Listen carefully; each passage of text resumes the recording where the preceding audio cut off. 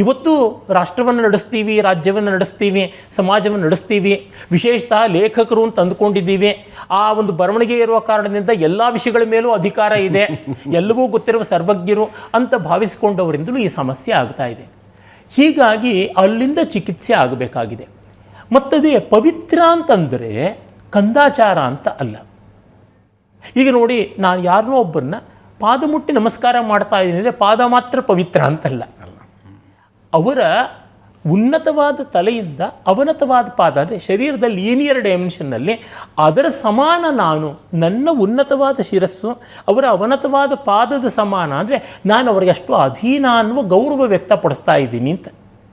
ಇದನ್ನು ನಾವು ಮಾತಲ್ಲಿ ಹೇಳುವಾಗ ನೀವು ತುಂಬ ದೊಡ್ಡವರು, ನಿಮಗೆ ನಾನು ತಲೆ ಬಾಗ್ತೀನಿ ಅಂತೆಲ್ಲ ಹೇಳ್ತಾರೆ. ತಲೆ ಬಾಗ್ತೀನಿ ಅನ್ನೋದು ಮಾಡಿದ್ದಂಥದ್ದು ಅಲ್ಲಿರುವಂಥದ್ದು. ಹೀಗೆ ಅಲ್ಲಿ ಯಾವುದೇ ಕೀಳರಿಮೆ ಅನ್ನೋದಿರೋಲ್ಲ. ಇದನ್ನು ನಾವು ಅರ್ಥ ಮಾಡ್ಕೊಳ್ಬೇಕಾಗುತ್ತದೆ. ಹಾಗೆ ಅರಿಶಿಣವಾಗಲಿ, ಕುಂಕುಮವಾಗಲಿ, ಹೂವಾಗಲಿ, ಮತ್ತೊಂದಾಗಲಿ, ಯಾವುದನ್ನೇ ಆಗಲಿ ನಾವು ಮಂಗಳ ಅಂತ ನಾವು ಅಂತೀವಿ. ನಮ್ಮಲ್ಲಿ ಅಮಂಗಳವಾದ ಬಣ್ಣ ಇಲ್ಲ. ಈಗ ಉದಾಹರಣೆಗೆ ನೋಡಿ, ಹಿಂದಿ ಸಿನಿಮಾಗಳಿಂದಾಗಿ ಯಾರು ಸತ್ತರೆ ಬಿಳಿ ಬಟ್ಟೆ ಹಾಕ್ಕೊಂಡೇ ನೋಡಬೇಕು ಅಂತಾಗಿದೆ. ನನ್ನ ಪರಿಚಿತರೊಬ್ಬರು ಮನೆಯಲ್ಲಿ ಸಾವಾಗಿದ್ದರೆ ಈ ಬಾಲಿವುಡ್ ಸಿನಿಮಾಗಳ ಪ್ರಭಾವದಿಂದ ಆ ಮನೆ ಮಂದಿ ಹೆಣ ಅಲ್ಲಿಟ್ಕೊಂಡು ಅಂಗಡಿಗೆ ಹೋಗ್ಬಿಟ್ಟು ಬಿಳಿ ಬಟ್ಟೆ ಹಾಕ್ಕೊಂಡು ಬಂದ್ರಂತೆ. ಇದು ವಿಚಿತ್ರವಾದರೂ ಸತ್ಯ. ಈ ತರಹ ನಮ್ಮಲ್ಲಿ ಹಾಗೇನೂ ಇಲ್ಲ. ಕರಿ ಅಂದರೆ ಅಮಂಗಳ, ಆ ಥರದ್ದೂ ನಮ್ಮಲ್ಲಿ ಇಲ್ಲ. ಪ್ರತಿಯೊಂದಕ್ಕೂ ಮಾಂಗಲ್ಯವನ್ನು, ಪ್ರತಿಯೊಂದಕ್ಕೂ ಪಾವಿತ್ರ್ಯವನ್ನು ತಂದಿಟ್ಟಿದ್ದಾರೆ. ಅದು ಯಾವ ಚೌಕಟ್ಟಿನಲ್ಲೂ ಆ ಚೌಕಟ್ಟಿನಲ್ಲಿ ಅಂತ ಅಂದಿದ್ದಾರೆ ಅಷ್ಟೇ. ಅಂದರೆ ಈಗ ಒಂದು ಹಬ್ಬದಲ್ಲಿ ಮಾಡಬೇಕಾದ ತಿಂಡಿ ಮತ್ತೊಂದು ಹಬ್ಬದಲ್ಲಿ ಮಾಡಬಾರದ್ದಾಗುತ್ತದೆ.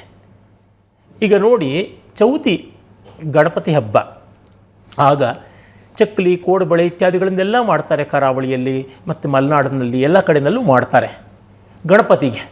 ಅದೇ ಅವನ ಸಹೋದರ ಸುಬ್ರಹ್ಮಣ್ಯನ ನಾಗರ ಪಂಚಮಿ ದಿವಸ ಎಣ್ಣೆಯಲ್ಲಿ ಕರೆದಿದ್ದು ಯಾವುದೂ ಆಗಬಾರ್ದು ಅಂತಾರೆ, ಎಲ್ಲ ಸ್ಟೀಮ್ಡ್ ಆಗಿರಬೇಕು ಅಂತ.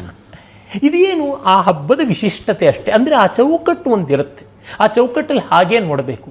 ಅಣ್ಣನ ಮದುವೆ ಆಗ್ತಾ ಇದ್ದಾಗ ತಮ್ಮ ಎಷ್ಟು ದೊಡ್ಡ ಆಫೀಸರ್ ಆಗಿದ್ರೂ ಅವನು ಹಸೆ ಮಣೆ ಮೇಲೆ ಕೂತ್ಕೊಳ್ಳೋಕ್ಕಾಗಲ್ಲ.